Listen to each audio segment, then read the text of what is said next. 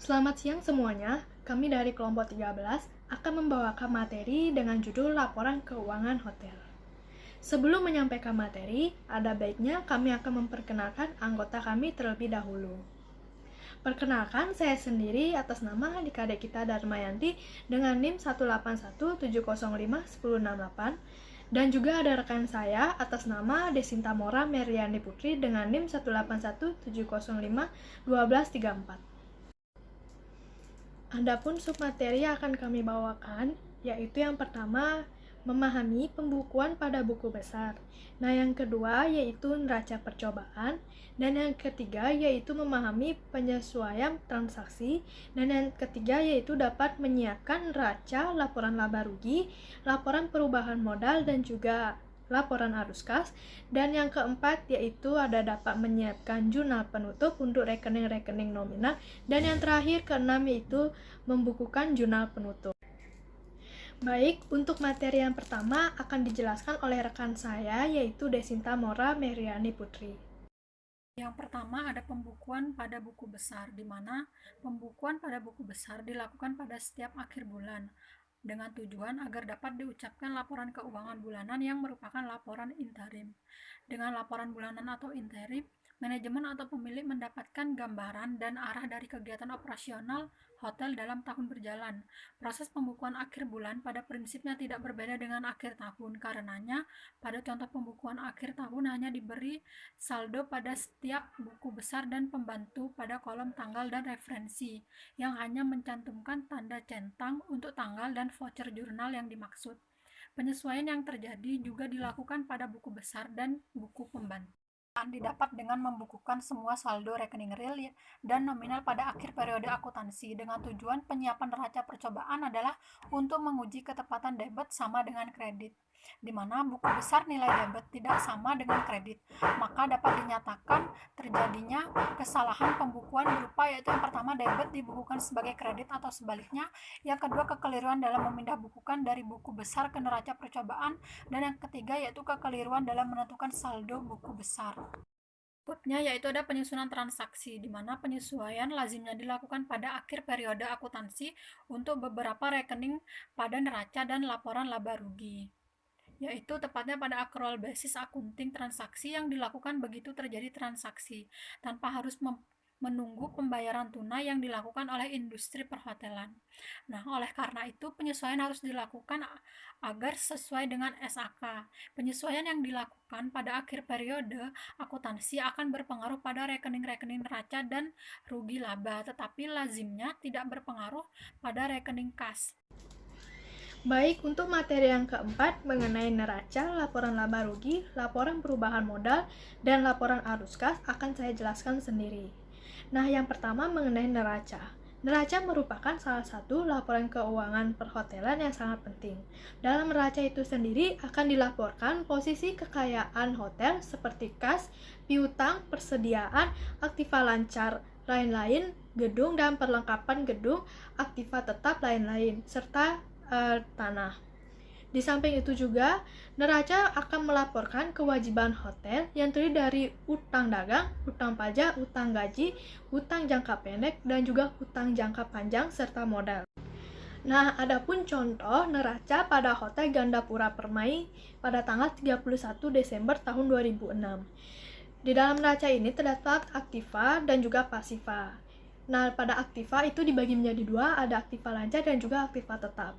Aktiva lancar yang dimiliki oleh Hotel Gandapura Permai yaitu yang pertama ada kas sebesar 45 juta, yang kedua ada piutang sebesar 326 juta rupiah, yang ketiga ada penyisihan piutang ragu-ragu sebesar 3.260.000, kemudian ada persediaan barang sebesar 28 juta rupiah, yang terakhir yaitu pembayaran di muka sebesar 4 juta. Jadi total aktiva lancar yaitu 399.740.000. Kemudian untuk aktiva tetap di sini ada tanah sebesar 1.400.000.000 rupiah. Kemudian ada mesin dan juga peralatan sebesar 975 juta rupiah. Kemudian ada gedung dan juga peralatan gedung sebesar 2.600.000.000 rupiah. Kemudian ada furnitur dan fixed nitur sebesar 1.500.000.000 rupiah dan kendaraan sebesar 870 juta rupiah. Jadi total dari aktiva tetap yaitu sebesar 7.345.000.000 rupiah. Jadi untuk jumlah aktiva yaitu dari aktiva lancar dan juga aktiva tetap yaitu sebesar 7.744.740.000. Nah, kemudian ada pasiva. Pasiva di sini dibagi menjadi dua, ada utang lancar dan juga ada utang jangka panjang. Nah, untuk utang lancar yang dimiliki Hotel Gandapura Permai yaitu sebesar 524.434.000. Jadi total utang lancarnya yaitu 524.434.000. Kemudian untuk utang jangka panjang yaitu ada hipotek sebesar 3.200.000.000 rupiah. Jadi untuk total utang jangka panjang yaitu sebesar 3.200.000.000 rupiah. Nah, jadi untuk total pasiva yang dimiliki oleh Hotel Gandapura Permai yaitu sebesar 7.744.740.000 rupiah. Baik, yang kedua yaitu ada laporan laba rugi. Jadi laporan laba rugi yaitu laporan yang sistematik mengenai penjualan, harga pokok dan biaya serta laba maupun rugi untuk periode tertentu. Laporan laba rugi ini disiapkan setiap bulan memberikan gambaran kepada manajemen hotel atas pencapaian sasaran yang dicapai setiap bulannya, sehingga tindakan koreksi dapat dilaksanakan lebih cepat. Adapun contoh laporan laba rugi pada Hotel Gandapura Permai pada tanggal 31 Desember tahun 2006. Pada pendapatan departemen ini ada pendapatan kamar yaitu sebesar 3.153.153.705 rupiah. Ada pendapatan makanan sebesar 1.279.759.235 rupiah. Selain itu ada pendapatan minuman sebesar 966.911.660 rupiah. Kemudian ada pendapatan sewa ruangan sebesar 128 juta rupiah. Kemudian ada jumlah pendapatan departemen yaitu sebesar 5.683.824.600 rupiah. Kemudian ada biaya dan harga pokok. Nah, di sini ada biaya kamar yaitu sebesar 402.084.200 rupiah. Kemudian ada makanan dan minuman sebesar 2.324.400.000 rupiah. Kemudian ada sewa ruangan sebesar 50 juta. Jumlah biaya dan harga pokok sebesar 2.072.487.200 rupiah. Kemudian ada laba departemen sebesar 2.907.337.400 rupiah. Selanjutnya ada biaya tidak didistribusikan yaitu ada administrasi dan umum sebesar 28.078.800 rupiah. Kemudian ada pemasaran sebesar 28.078.800 rupiah. Kemudian ada pemeliharaan dan juga energi sebesar 32.570.000. Kemudian ada jumlah biaya tidak distribusikan sebesar 88.727.600 rupiah. Kemudian ada laba setelah biaya tidak distribusikan sebesar 2.818.609.800 rupiah. Kemudian ada asuransi sebesar 12.392.400 rupiah. Lalu ada laba sebelum biaya bunga, depresiasi, amortisasi dan juga PPh sebesar 2.817.400 rupiah. Kemudian ada biaya bunga sebesar 7.745.200 rupiah. Lalu ada laba sebelum depresiasi, amortisasi dan PPh sebesar 2.798.472.200 rupiah. Lalu ada depresiasi dan juga amortisasi sebesar 58.863.900 rupiah. Laba sebelum PPh yaitu 2.739.608.300 rupiah. Ada PPh sebesar 30% yaitu sebesar 881.882.490 rupiah. Lalu laba bersih yang diterima oleh Hotel Gandapura Permai yaitu sebesar 1.919.725.810 rupiah. Baik, yang ketiga mengenai laporan perubahan modal. Nah, pengertian dari laporan perubahan modal yaitu laporan keuangan yang mencatat mengenai informasi penyebab bertambahnya dan juga berkurangnya modal di suatu hotel dalam waktu kurun tertentu.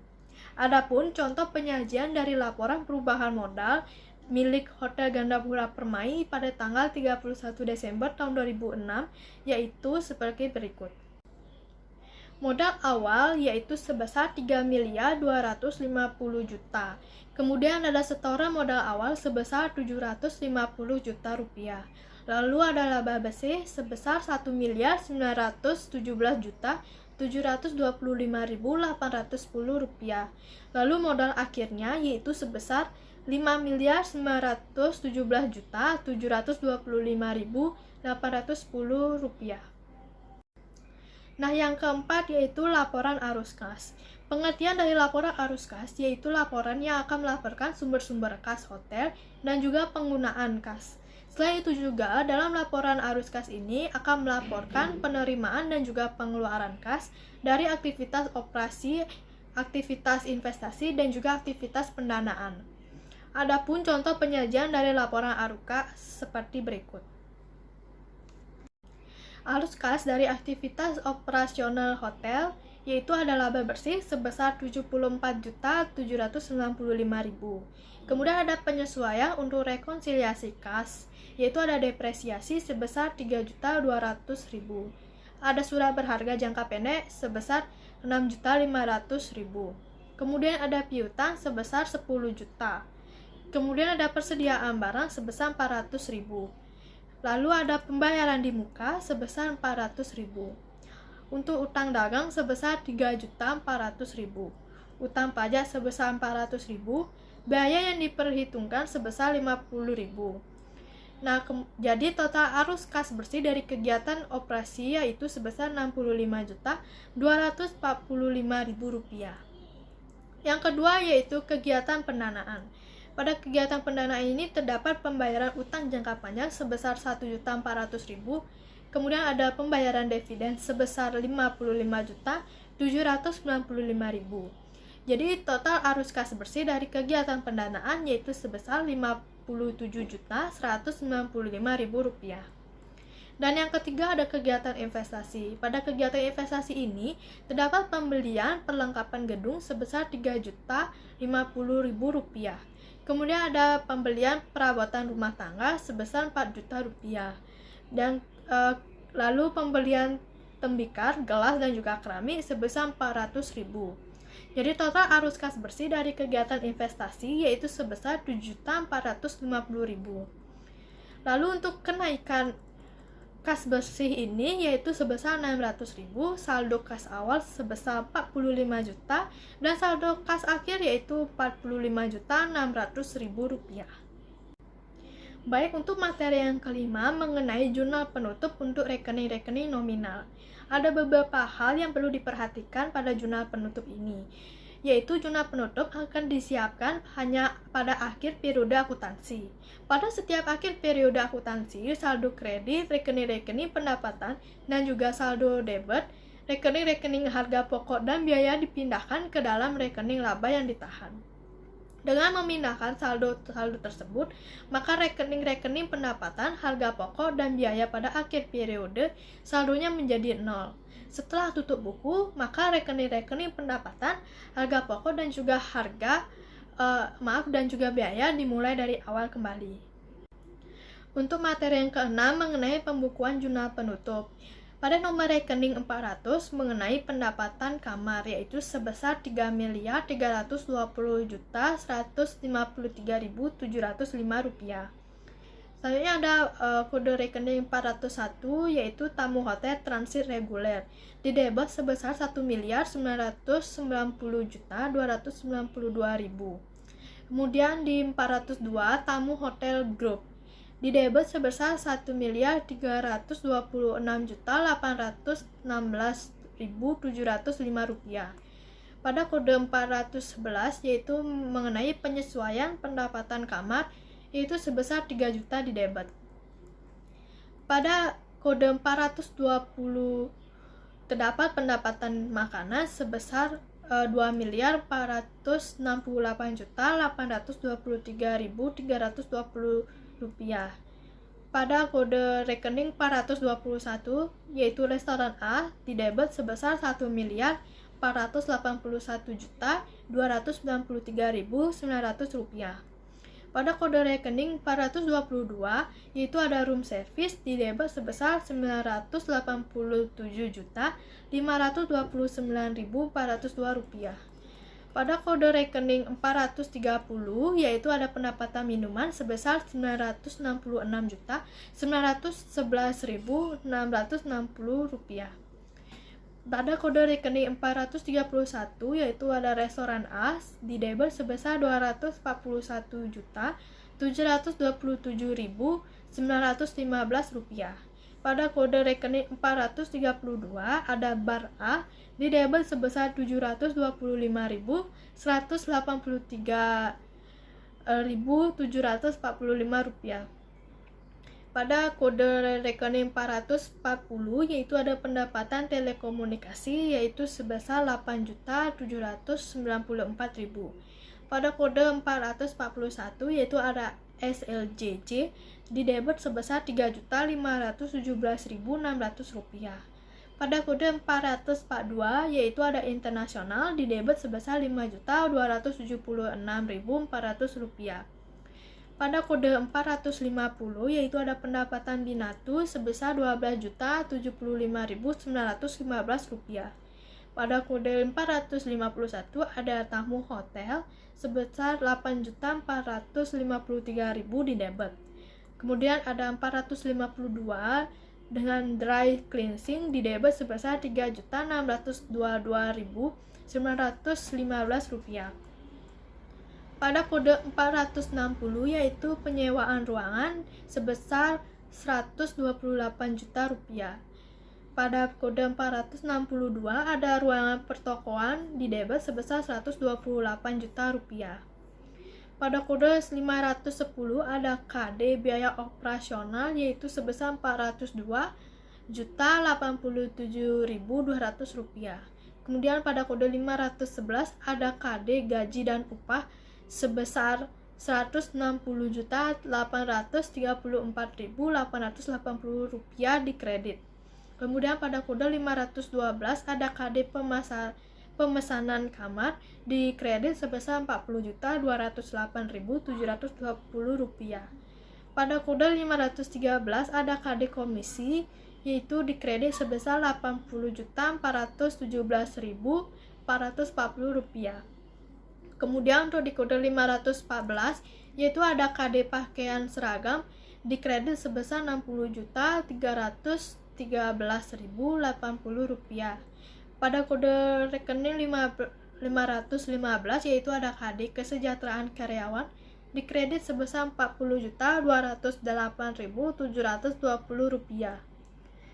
Kemudian di 516 yaitu KD alat tulis kantor di kredit sebesar 20.104.360 rupiah.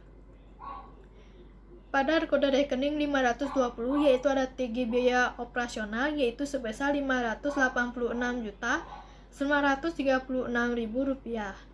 Kode 521 yaitu ada TG gaji dan upah sebesar 205.427.600 rupiah. Pada kode 522 ada TG tembikar dan gelas, yaitu di kredit sebesar 14.673.400 rupiah. Kemudian di kode 523 yaitu ada TG pakaian seragam yaitu sebesar Rp117.387.200. Kemudian di kode 524 ada TG Lena yaitu di kredit sebesar Rp117.387.200. Dan di kode 525 ada TG kesejahteraan karyawan yaitu sebesar Rp88.040.400. Kemudian di kode 526 yaitu ada TG bahan pembersih yaitu sebesar Rp29.346.800. Kemudian untuk di kode 527 yaitu ada TG alat tulis kantor yaitu sebesar Rp14.673.400. Kemudian di kode terakhir 530 yaitu ada HP makanan dan minuman yaitu sebesar Rp2.324.400.000. Di 531 ada HP makanan dan konsumsian yaitu sebesar Rp3.254.160.000. Pada kode rekening 532 yaitu penyesuaian HP makanan konsumsian yaitu sebesar Rp1.859.520.000 itu di debit. Kemudian di kode 533 ada HP minuman dan konsumsian yaitu sebesar Rp1.510.860.000 di kredit. Dan di kode 534 yaitu penyesuaian HP min konsumsian yaitu sebesar Rp581.110.000 di debit.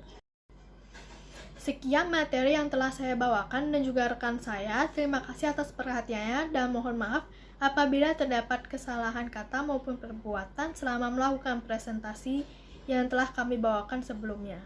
Kami tutup dengan selamat siang.